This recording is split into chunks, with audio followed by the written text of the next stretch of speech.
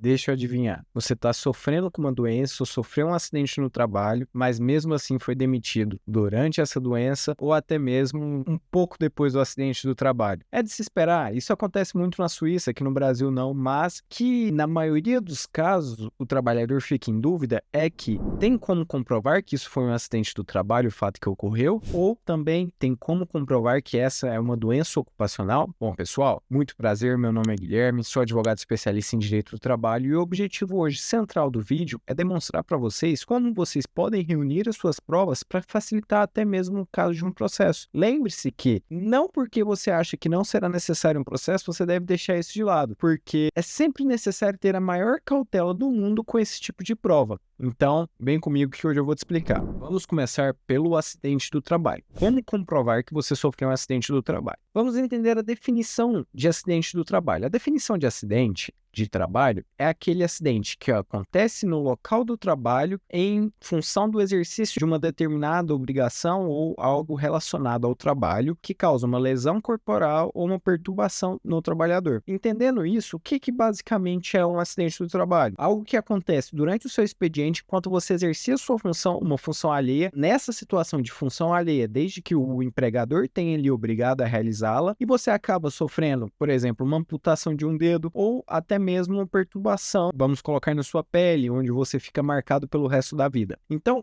compreendendo o que é o acidente do trabalho, a gente consegue entender melhor como você pode comprovar o acidente do trabalho. Imagine a situação em que você trabalha com um processo de trituração, seja de frutas e de outros objetos. Durante esse exercício de trabalho, você, devidamente com os equipamentos de proteção, mesmo assim, a máquina deu uma pane e a sua mão entrou na alimentadora, ali naquele objeto em onde os detritos são detonados. Então, a partir desse momento, você, no exercício de uma função, no ambiente do trabalho, acabou tendo sua mão toda deformada ou até mesmo amputada. Como que você consegue comprovar que isso foi um acidente do trabalho? O acidente do trabalho, ele precisa de um nexo. O nexo, ele é aquilo que a gente chama de relação. A relação entre a atividade do seu trabalho e a culpa e o grau da culpa da empresa. Existem profissões específicas que elas estão ligadas a um risco extremo. Consequentemente, a legislação dispensa a existência de culpa da empresa com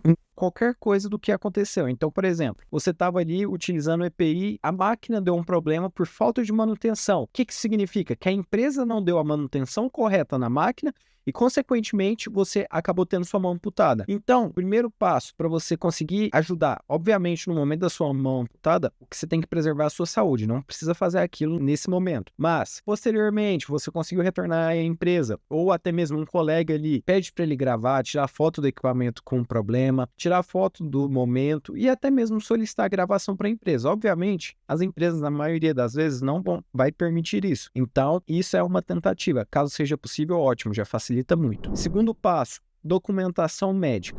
Todo acidente de trabalho que gera a necessidade de ir até um médico, por exemplo, ele gera uma documentação, seja um atestado, um relatório e até mesmo o seu prontuário médico, que fica sempre em posse do hospital e você pode solicitar a qualquer momento. Nesse prontuário, vai constar no nosso exemplo a situação de uma amputação traumática que aconteceu no trabalho. Isso já é uma prova extremamente necessária. Imagine você também trabalha como office boy de um escritório, levando e trazendo documentação, entregando coisas necessárias para o escritório. Durante a sua função, você sofre um acidente. Dirigindo a moto, um carro imprudente veio e bateu em você. Pode ser que o acidente tenha acontecido, só que a empresa muito provavelmente poderá alegar que foi uma culpa de terceiros, ou seja, a culpa foi do outro motorista que causou o acidente, então ele é responsável, ela não seria responsável. Só que voltando na ideia aqui do risco acentuado, a atividade de trabalho em cima de uma motocicleta se locomovendo pela cidade compromete você a um risco. Então a empresa já tem ali a situação de uma culpa que não necessariamente precisa ser demonstrada. Guilherme, a minha atividade é uma atividade normal, sofri um acidente. A gente tem que demonstrar a culpa da empresa? A resposta é que sim, pessoal. Por quê? Para existir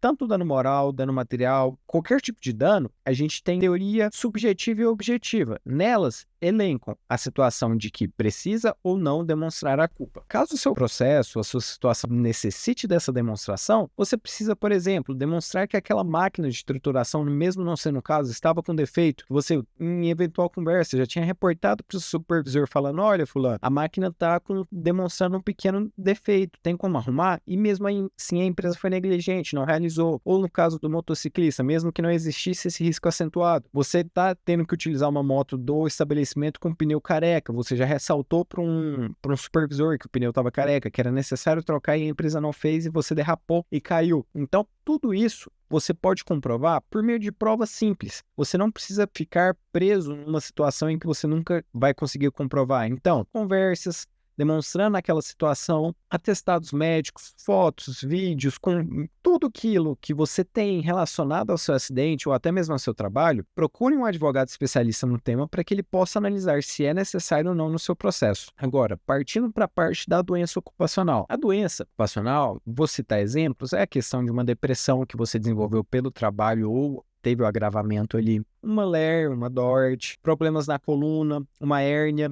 inguinal é muito comum. Alguns trabalhos que necessitem de força extrema desenvolvem homens a hérnia inguinal. Essa hérnia é uma situação que a gente atende diversos trabalhadores aqui no escritório. Tudo isso é uma doença que surgiu por conta do trabalho. Obviamente ela não estava ali no acidente, não foi algo traumático, não foi algo que causou uma situação em você, mas foi algo que foi desenvolvido ao longo do tempo. Como que você pode comprovar isso? Primeira coisa, ao se tratar de algo que surgiu a partir do trabalho, são situações, por exemplo, você teve uma redução na sua audição, antes você não precisava de nada. Como que você comprova isso? Se você tiver a cópia do seu ASO, o ASO geralmente ele tem que demonstrar caso você tenha alguma situação desse estilo. Se ele demonstra que você não tem nada pré-existente, isso já é um grande passo para demonstrar que aquilo foi desenvolvido ali dentro da empresa. Então, o exame admissional, ele vai constar se você está apto, inapto, se você tem algo pré-existente. Constando isso, já é um passo a mais para você. Ou seja, você vai chegar para o juiz, por meio de um advogado, e explicar, olha, excelência, quando eu entrei, não havia nenhum tipo de doença. Tanto é que a empresa, por meio do médico, fez o exame admissional e nele não consta nada. Então, isso é o primeiro passo. A partir do momento que você esteve na empresa, passou 2 anos, você notou que estava triste, procurou um auxílio psiquiátrico, esse psiquiatra diagnosticou a depressão, eventualmente até um burnout. Como que você demonstra isso? Olha, você vai, muitos dos casos em que tem um laudo médico psiquiatra, consta, o paciente não relata nada anterior. Também existem situações em que você pode juntar o seu próprio CNIS, que é um documento fornecido lá pelo INSS, você consegue ter acesso. Nele demonstra se você já teve algum tipo de auxílio naquele sentido, daquela doença, se você já ficou afastado alguma vez com isso. Então, tudo isso é um meio de prova. Então, lá no laudo constando, o paciente não relata nada anterior, não relata nenhum problema anterior. Já é um passo para demonstrar que aquilo surgiu no trabalho. Agora, caminhando para a questão do burnout, da pressão que causou uma depressão em si, isso eu tenho, por exemplo, conversas em grupos de WhatsApp onde o chefe exerce cobranças, até mesmo no seu horário de almoço, metas irreais, pressões excessivas, constrangimentos até mesmo na frente dos outros colegas que são capazes sim de surgir essa doença. Se tratando de uma doença envolvendo a questão física, da doença ocupacional de hérnia inguinal, você demonstrar que você tinha que carregar ali seus 50 quilos, 15, 20, 30 vezes ao dia. Isso tudo você consegue por meio de fotos, vídeos, demonstrando que era exercido ali. E principalmente por meio de testemunhas que são capazes de comprovar que aquilo aconteceu. Por quê? Com as testemunhas, você corrobora o que você está alegando no processo. A hérnia inguinal, ela obviamente precisa de um diagnóstico também. Você demonstrando com um diagnóstico médico, você precisa dessa cirurgia. Tudo isso é um meio de você comprovar a sua doença ocupacional. Me diz até agora, ficou com alguma dúvida? Se tiver, já pode deixar nos comentários. Mas a gente ainda tem muita coisa para conversar aqui. Se tem uma dica que eu te dou, independentemente, seja um acidente ou uma doença ocupacional, nunca perca seus atestados. Por quê? Aquilo dali é um dos maiores meios de prova necessários para isso. Costumo dizer que esses atestados têm maior força até mesmo que o CAT. Obviamente, a existência do CAT ela é boa, só que o atestado médico ele corrobora ainda mais por ser um profissional qualificado na área. Principalmente aquele atestado de 15 dias de afastamento ou até mesmo de mais dias do que 15, é necessário você guardar para futuramente você utilizar. Por quê? Se você não guarda esse atestado que demonstra que você precisou ficar afastado por 15 ou 30 ou 40 dias, você pode estar ali perdendo 1 ano de estabilidade. Muita atenção, sempre guardem seus atestados. 1 ano de estabilidade são 13 vezes o seu salário, porque a gente ainda tem que incluir a questão do 13º, FGTS, todas as outras verbas que são devidas salariais. A partir do momento que aquele trabalhador, mesmo não tendo algum tipo de benefício no INSS, tem 15 dias de afastamento ou mais, consequentemente já tem o que a legislação determina que seja a estabilidade. Por quê? Necessitou do afastamento. Doutor, tinha um atestado de 15 dias, não quis me afastar, preferi continuar trabalhando. Eu ainda estou estável? Sim. A resposta é claramente sim. O fato de você não usar os 15 dias ou até mesmo não requerer algum tipo de benefício previdenciário, não significa que você perde a estabilidade. A lei determina que a estabilidade surge a partir do momento dos 15 dias afastados. O passo primordial é você informar a empresa. Se a empresa opta por manter você trabalhando durante esses 15 dias e não recomenda ou não te encaminha ao INSS, o erro foi dela. E de qualquer forma, você já está estável. Mas lembre-se sempre de comunicar e guardar essa documentação. Doutor, já estou com tudo isso na mão. E agora? Pessoal, toda a documentação do acidente, fotos, conversas, atestados médicos, relatórios médicos em mãos. O primeiro passo é procurar o auxílio de um advogado especialista em direito do trabalho para que ele possa te auxiliar, sugerir e utilizar os pedidos necessários. Estabilidade, reintegração, dano moral, dano material, despesas médicas, também a questão da eventual redução da capacidade laborativa, que seria uma pensão mensal vitalícia. Tudo isso o advogado consegue lhe auxiliar. Agora, vou te explicar como é que funciona o andamento do processo. Doutor, tudo com isso na mão, o juiz só vai olhar e me dar causa ganha, né? Muito pelo contrário, a gente precisa ter muita atenção nessa parte, porque não é só essa documentação que você apresentou e também não é só a documentação que a empresa vai apresentar no processo que o juiz vai analisar. Por quê? Quando se trata de algo que o juiz não tem um conhecimento técnico específico para aquilo, ele sozinho não vai entender nada a respeito do caso. Então, o que ele vai fazer, Guilherme? Ele vai fazer o quê? Ele vai falar, olha, tem um médico de confiança, vou nomear ele no processo e ele vai avaliar a sua situação. Fulano, a partir da conclusão daquele médico, o juiz vai caminhar para a sua decisão. Aquela conclusão pode ser que o juiz divirja, pode ser que o juiz entenda outra coisa. Mas, em 99,9% dos casos, o juiz sempre segue. Por quê?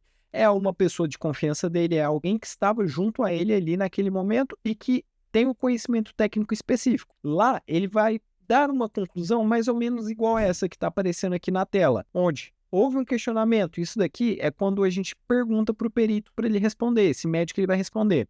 Há um nexo causal com o trabalho, com a doença ou o acidente?